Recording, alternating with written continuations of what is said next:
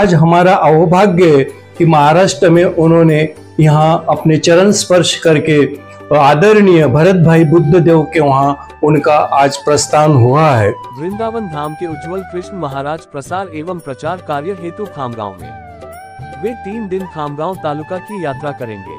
वे भक्तों का मार्गदर्शन करेंगे।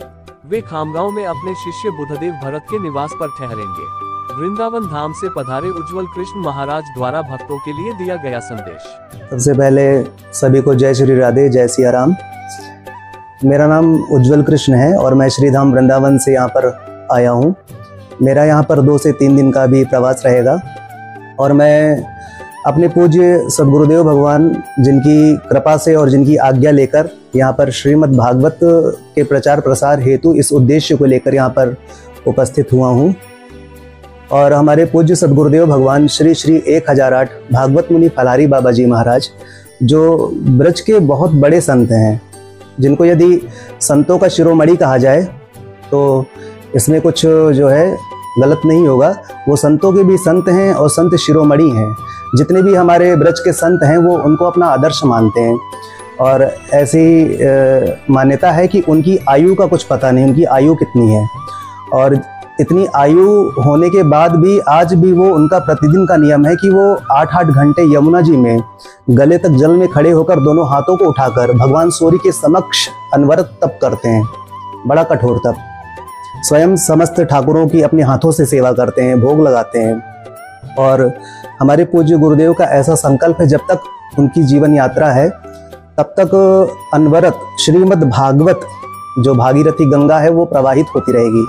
और इसी उद्देश्य से महीने में 2 पक्ष होते हैं, शुक्ल पक्ष और कृष्ण पक्ष, और दोनों ही पक्षों में हमारे पूज्य गुरुदेव श्रीमद् भागवत की कथा का आयोजन कराते रहते हैं। और साधारण जनमानस जो उस कथा रूपी अमृत को पीकर अपने जीवन को धन्य करता रहता है, ऐसे हमारे पूज्य सद्गुरुदेव भगवान का संकल्प है।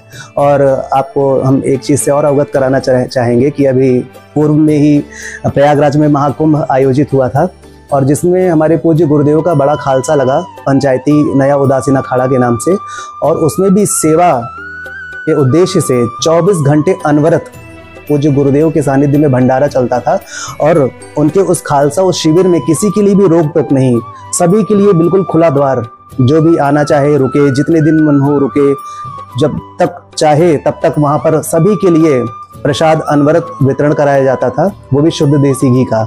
हमारे पूज्य सद्गुरुदेव भगवान की कृपा से ही मैं यहाँ पर उपस्थित हुआ हूँ और श्रीमद् भागवत रूपी या जो ज्ञान गंगा है या जो अमृत है, सभी को मैं इस अमृत रस का स्वाद जो है चखाना चाहता हूँ। महाराज जी, इस कलयुग में इत्यादि इंसान बहुत ज़्यादा प्रमाण में, क्या संदेश देंगे आप? देखिए, हमारे जो शास्त्र हैं वो कहते हैं अशाश्वतम दुखालयम। इस संसार का नाम ही दुखालय है। इस संसार में जीव आता है दुख भोगने के लिए, लेकिन उस दुख भोगने के साथ साथ जिसने भगवान के नाम का आश्रय ले लिया है, तो कहते हैं जो भगवान के नाम का आश्रित हो जाता है फिर उसको सुख और दुख का कोई फिर भान नहीं रहता। जो भगवान का भजन करते हैं वो शरीर के भाव से मुक्त हो जाते हैं, जिसको हमारे संतों की भाषा में परमहंस कहा जाता है।